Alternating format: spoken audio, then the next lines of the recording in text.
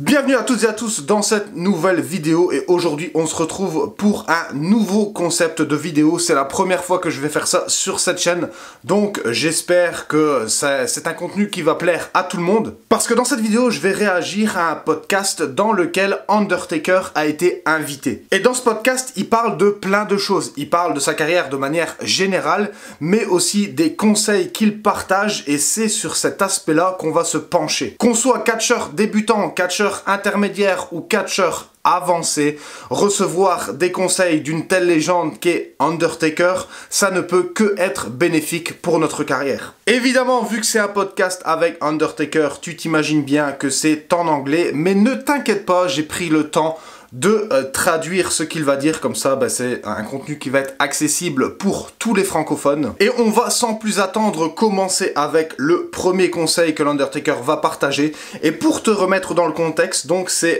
Chris, celui qui fait l'interview. D'ailleurs, je crois que sa chaîne YouTube, c'est Chris Van Vliet. Il fait des interviews de plein de catcheurs de la WWE.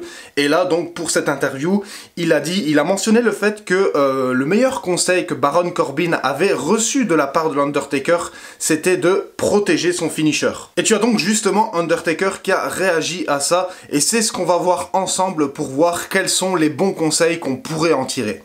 Because now it's just like finishes, they just don't mean anything. It's kind of almost like, it's almost kind of like Japan, the Japanese style, right? Where they would take all these crazy bumps and then end up getting rolled up and getting pinned. And I think a lot of it comes from the match that Sean and I had kicking out. I let him kick out of the tombstone, and those people realize those false finish kickouts, man, they get a loud pop, they get a real of a reaction.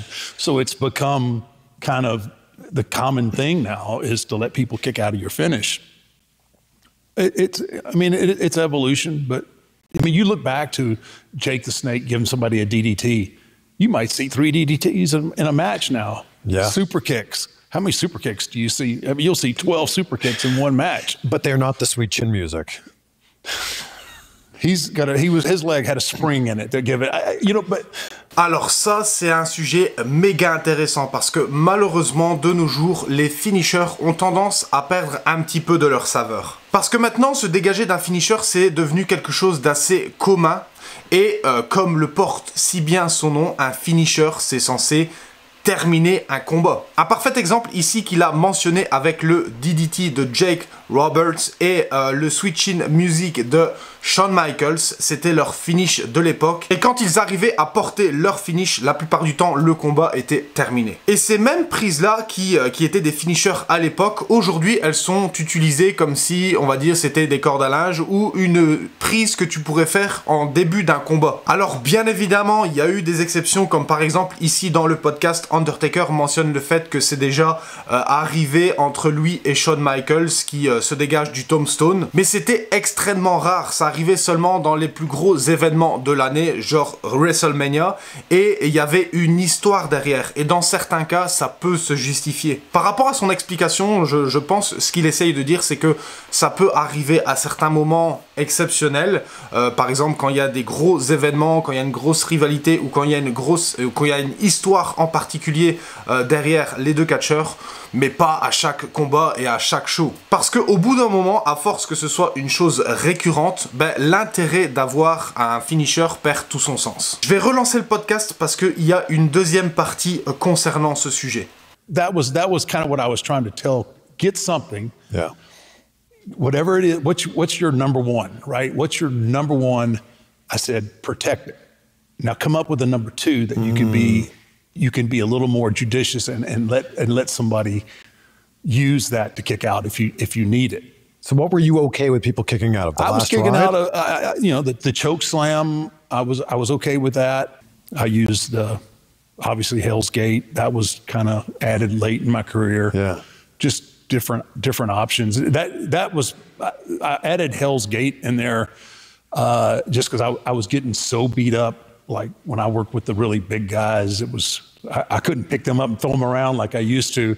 So I had to figure out a way to, how do you beat Khali? right?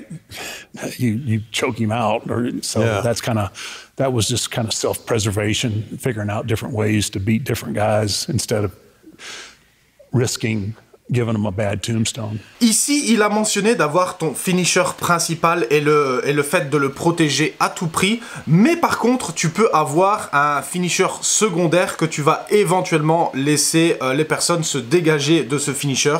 On pourrait appeler ça un finisher signature ou une prise signature. Comme par exemple ici avec Undertaker, son finisher secondaire c'est le chokeslam qui est un finisher qui n'est pas aussi impactant que son finisher principal qui est le tombstone. Il a aussi évoqué un point super intéressant quand il a commencé à incorporer le Hell's Gate comme prise de soumission qu'il utilisait plus vers la fin de sa carrière. Parce que c'est une prise qu'il utilisait sur des catcheurs qui étaient plus imposants parce qu'à un certain moment de sa carrière, il commençait à être plus atteint physiquement et il n'avait plus la même force qu'il avait au début de sa carrière et donc il utilisait le Hell's Gate déjà de une pour se préserver physiquement mais aussi pour préserver l'intégrité physique de ses adversaires parce que il voulait pas prendre le risque de mal exécuter son tombstone et de blesser quelqu'un sévèrement. Et ça c'est super intelligent et super professionnel de procéder de cette manière parce que nous en tant que catcheurs en fonction que notre carrière avance il faut qu'on apprenne à se réinventer et à s'adapter en fonction de plein de facteurs, mais aussi d'avoir une liste de prises variées qu'on va pouvoir utiliser contre n'importe qui et n'importe quel gabarit. Et là pour le coup l'Undertaker l'a très bien résumé dans l'exemple qu'il nous a partagé. On va poursuivre l'interview et là il va réagir à quelque chose qui est très intéressant. There's two things that get overdone is the chop and then the leg slap. It drives me nuts. It just drives me absolutely nuts. It's so bad. Effectivement, je ne pourrais pas être plus d'accord avec ça, le fameux leg slap. Si je devais traduire ça en français, ce serait le fait de frapper sur sa jambe quand on donne un coup pour amplifier le bruit de l'impact. C'est des choses que j'ai déjà pu apercevoir dans le catch très indie par exemple, et perso je trouve que ça devrait pas avoir sa place et je trouve ça quand même un peu ridicule et tu me verras jamais faire ça dans un combat. Parce que regarde, admettons, si je devais y aller de manière réaliste et que je mets un coup de pied dans la gueule d'un mec, à quel moment ça va faire ce bruit là?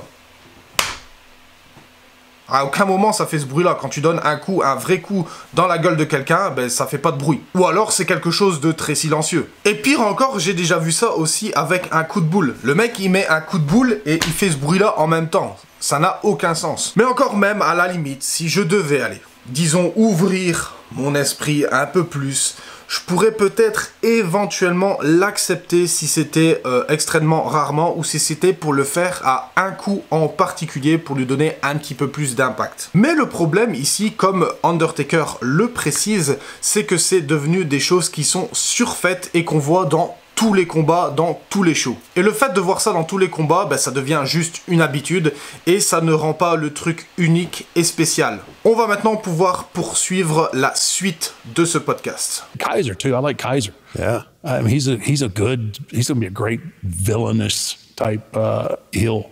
He's easy to look at and dislike. Yeah, I mean, that's a quality. I totally know what you mean. It's a quality. You look at him, you're like, I don't like him. He looks like a movie villain. Yeah, exactly. Yeah. Right. If you had like a handlebar, Maybe mustache, you're giving him an idea here. it could be. But he just has that heelish, smug air to him that is like, man, I want to punch him in the face. Yes. That's the best quality you can have as a heel. Dans le catch, tu peux retrouver différents types de heels, mais les méchants qui vont arriver à se faire le plus démarquer, c'est les personnes qui vont réussir à se faire le plus détester de la part de la foule. Ça peut être par plusieurs choses, de la façon dont il s'habille, de la façon dont il se comporte, ou même d'une caractéristique physique. J'aime bien l'exemple que Undertaker utilise en mentionnant Ludwig Kaiser et en disant que c'est une personne que tu as envie de frapper juste en la regardant, par rapport à son attitude et de la manière dont il se comporte, et ça c'est une véritable qualité en tant que méchant, parce que ça va lui permettre d'avoir plus de hits de la part de la foule. Et quand tu travailles avec un bon méchant, ça va directement faciliter le travail du gentil en le mettant plus en avant et en ralliant les gens derrière lui. Donc voilà concernant ce point-là. Et d'ailleurs, là, je vais relancer le podcast et Et la prochaine chose qu'il va aborder, c'est quelque chose d'un peu plus drôle qui parle justement de sa carrière et plus précisément du combat qu'il a eu face à Brock Lesnar. Si je me souviens bien, je pense que c'était à SummerSlam. J'ai pas fait de vérification, donc je peux peut-être me tromper, mais je crois que c'était à SummerSlam. Parce qu'il y a une chose très particulière qui s'est déroulée ce jour-là. T'as justement Chris qui lui pose la question de savoir comment cette idée était venue. Je parle plus précisément du moment où t'as Taker et Brock Lesnar, qu'ils étaient tous les deux au sol, et puis tout d'un coup, ils se relèvent les deux en même temps, et ils se regardent et ils rigolent l'un à l'autre. Et on va découvrir ensemble quelle est l'explication derrière ce moment. I think one of the greatest Undertaker moments, I'm sure unplanned, is you and Brock laughing at each other.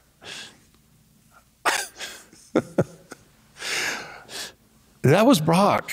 And that is not, you know,